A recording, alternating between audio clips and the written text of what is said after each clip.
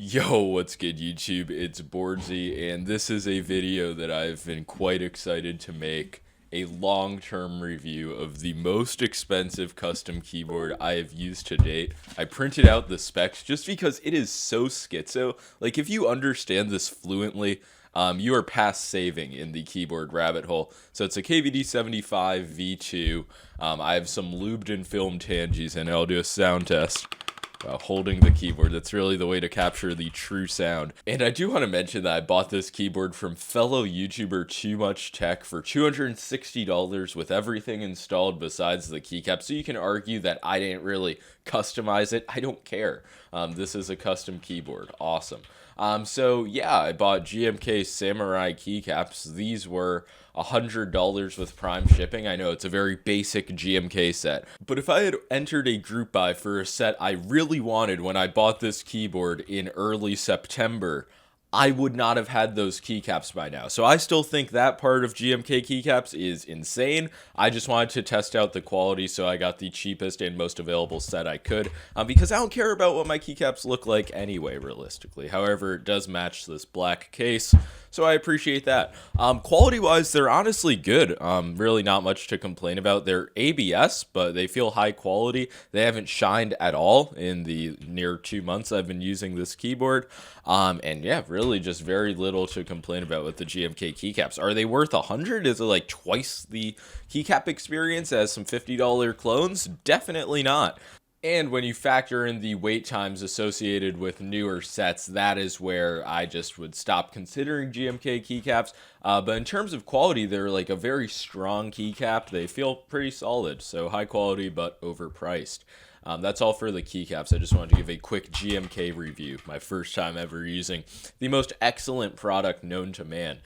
This case itself, KVD75, I like the layout.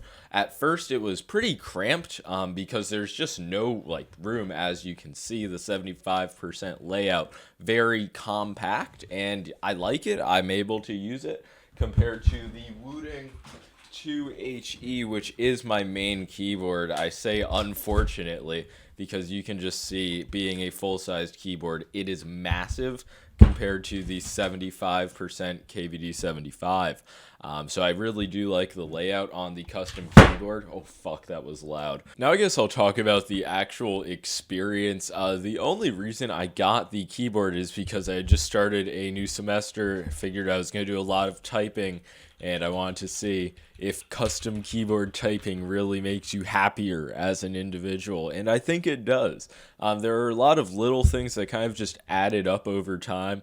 These switches are lubed and filmed tangies. They don't, spec-wise, have the lightest spring, but I don't know, something about these just feels very light, on par with Omni points, and they just feel very fluid. It's a polycarbonate plate. Definitely prefer that to aluminum. It's still stiff. It's not flexy or bouncy really, but it's a nice pop, I guess is how you would describe it. Okay, done talking about how these switches sound. That could get real bad real quick. The stabilizers, I have never liked a stabilizer on a custom keyboard. Every time I have tried lube stabs and a variety of screw-in stabs, clip-ins, they just always feel mushy and just worse than something on a budget, or not a budget, but a pre-built gaming board, like on the Wooting. Yes, that doesn't sound as premium. I mean, even this, I'm sure custom keyboard people are going to be like, it sounds hollow or whatever. But I don't know, I've just never had a good feeling stabilizer. I think all of that stuff is a bit overrated, mainly for sound. And if you care about sound, then obviously put as many band-aids on the stabilizers as you want. I just don't think that stuff really adds to the feeling of the keyboard, and I click shift a lot in game, and it just kind of felt like shit compared to every other key, which was just something to get used to. Could have just been a bad lube job. Oh, God, I hate talking about these products. Like and sub for more keyboard reviews. Now I'm going to talk about in-game because that's something I actually wanted to test this keyboard for. The difference between Hall effect switches with adjustable actuation versus just a standard high-end mechanical linear switch. And I think the main difference is going to be there's no instant actuation feeling. You definitely have to press the key down and then you notice it registers after you're used to using something like the Apex Pro or just anything with adjustable actuation for a long time. But it's not really a disadvantage. It's more of a lack of an advantage. And it's a weird way to look at it. But you don't really lose out on anything by using this in game. It's just there is a higher class of keyboards for gaming.